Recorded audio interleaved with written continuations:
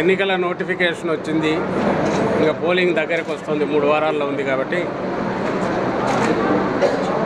Constituency ఒకసారి ఎలా జరుగుతుంది, ప్రచారం ఎట్లా జరుగుతుంది, పార్టీ వైపు నుంచి సంసిద్ధత ఏ రకంగా ఉంది రివ్యూ చేసుకుందామని వచ్చాము.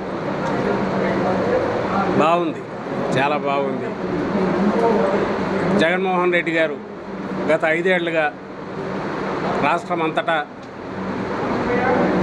తీసుకొచ్చిన సంస్కరణలు కానీ, ప్రవేశపెట్టిన పథకాలు కానీ 87% ప్రజలకు సంపూర్ణంగా అందుతుండడం, దానివల్ల వాళ్ళ జీవితాల్లో, కుటుంబాల్లో మంచి మార్పులు, ఒక వెలుగు రావడం, ఇదంతా కూడా అందరికీ అనుభవమైంది. ఈ నేపథ్యంలో ఎన్నికలు వస్తున్నాయి.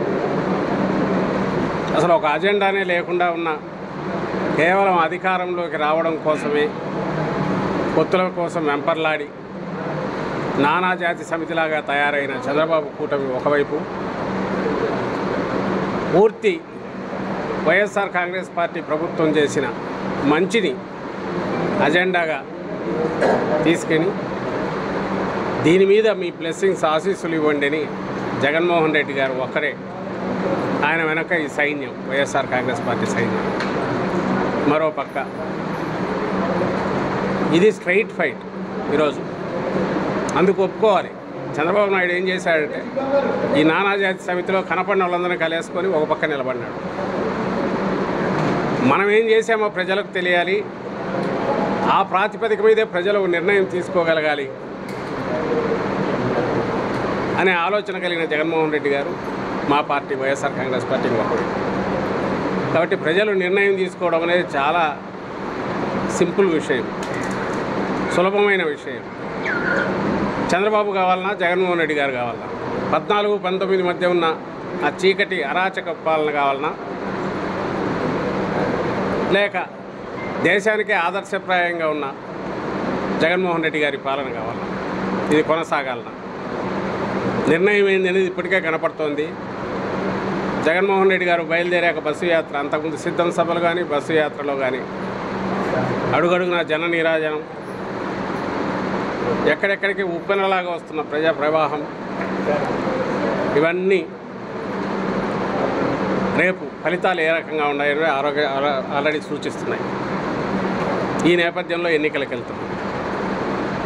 అలాగే పెనమలూరు నియోజకవర్గం, ఇక్కడ జోగి రమేష్ గారు చాలా చురుకైన నాయకుడు. ఇక్కడ ఉన్న ఎమ్మెల్యే ఫిరాయించి రాష్ట్రం అంతా ఎట్లుందో, ఫలితాలు ఎలా రాబోతున్నాయో ఈసారి పెనమలూరులో కూడా గతంలో వచ్చిన మెజారిటీ కంటే మరింత మెరుగైన మెజారిటీతో, 2-3 ఇంతల మెజారిటీతో ఈసారి ఈ నియోజకవర్గం వైఎస్ఆర్ కాంగ్రెస్ పార్టీ మరోసారి విజయకేతనం ఎగరవేయబోతోంది. ఇది అతి విశ్వాసంతో చెప్పట్ల, ప్రజలు చూపిస్తున్న ఆదరణ, ఇక్కడ అభ్యర్థి కొత్తగా వచ్చిన నేను ఇప్పటికే ఎక్కడికక్కడ ఇంటింట గడప గడప ఆయనకు దొరుకుతున్న ఆదరణ, పార్టీ నాయకత్వం చురుగ్గా ముందుకు కదలడం, చాలా ఉత్సాహంగా అందరు అడుగులు వేయడం. నేను ఇంతకుముందు చెప్పిన రీజన్, ప్రజల్లో ఆల్రెడీ పార్టీకి, జగన్మోహన్ రెడ్డి గారికి ఆదరణ ఉండడం, వీటన్నిటి వల్ల బ్రహ్మాండమైన మంచి విజయం రాబోతోంది. పెనమలూరు గెలుచుకుంటున్నాం. ఈ పార్లమెంట్ నియోజకవర్గం పరిధిలోని అన్ని సెగ్మెంట్లు గెలుస్తున్నాం. పార్లమెంట్ అభ్యర్థి డాక్టర్ చంద్రశేఖర్ కూడా బ్రహ్మాండమైన మెజారిటీతో గెలవబోతున్నారు. దానికి అవసరమైన రకంగా ప్రజల దీవెనలు కోరడానికి జరుగుతున్న కార్యక్రమం, ఈ రివ్యూలు పూర్తి చేసుకున్నాం. అంతా బాగుంది. మరింత చురుగ్గా, మరింత చొరవతో అందరూ కదులుతున్నారు. ఆ దిశగా సమీక్షించుకొని ఆ కార్యక్రమం ముగించుకున్నాం. Thank you. పవన్ కళ్యాణ్ చాలా ఇమ్మెచ్యూర్డ్గా, చిన్నగా, ఆయన ఏ రోజు మెచ్యూర్డ్గా మాట్లాడినాడు? ఆయన ఏ రోజు మెచ్యూర్డ్గా మాట్లాడినాడు? ఏ రోజు ఒక నాయకుడిలాగా కానీ, ఒక స్పష్టత ఉన్న ఆలోచనల్లో స్పష్టత ఉన్న నాయకుడిగా కానీ, పార్టీ అధినేత సంగతి వదిలేయండి, నేననేది ఒక నాయకుడిగా, లేదా నాయకుడు కావాలనుకునే ఒక వ్యక్తిగా తన ఆలోచనలో స్పష్టత ఎప్పుడు లేదు. తాను ఎందుకు రాజకీయాలు అనేది దీంట్లో అడుగు పెట్టాడో తెలియదు.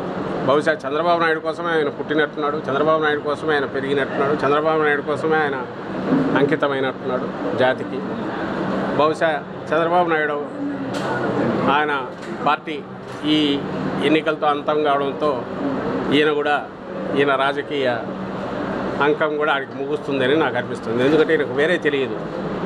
చంద్రబాబు నాయుడు ఎక్కడ బటన్ నొక్కితే ఏ రకంగా చెప్పాలో అదే చేస్తాడు, బటన్ నొక్కకపోతే ఆగిపోతాడు. ఆయన నోట్లోంచి వచ్చే మాటలు చంద్రబాబు నాయుడు ఏం చెప్పమంటే చెప్తాడు, వద్దంటే ఆగుతాడు.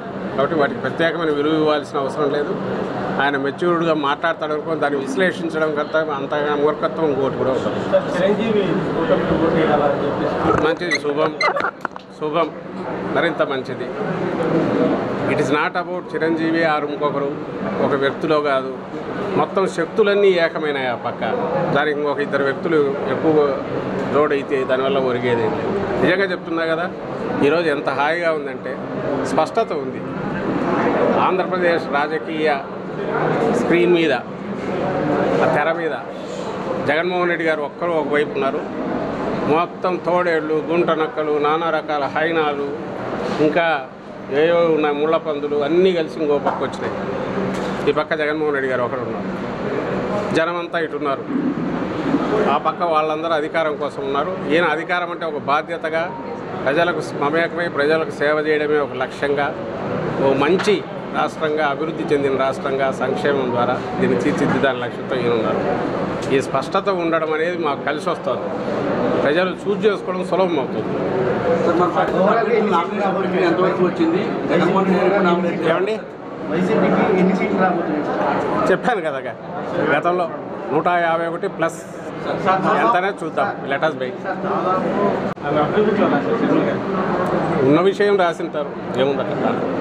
అందులో ఆమె ఇంకో పార్టీకి అధ్యక్షురాలైనంత మాత్రాన జగన్మోహన్ రెడ్డి గారి చెల్లెలు కాకుండా పోరు, అలాగే ఆమె కుటుంబ సభ్యురాలు కాకుండా పోరు. అందువల్ల వాళ్ళ మధ్య ఉన్న సంబంధాలు ఉన్నాయో అక్కడ కంపల్సరీగా డిక్లేర్ చేయాలి కాబట్టి అందులో వచ్చింది. దానికి ప్రత్యేకంగా వేరే అర్థం బాగా జరుగుతున్నాయి. సీఎం గారు 25వ తేదీ నామినేషన్ వేస్తారు అండ్ మేనిఫెస్టో కూడా డ్యూ కోర్స్లో వస్తుంది.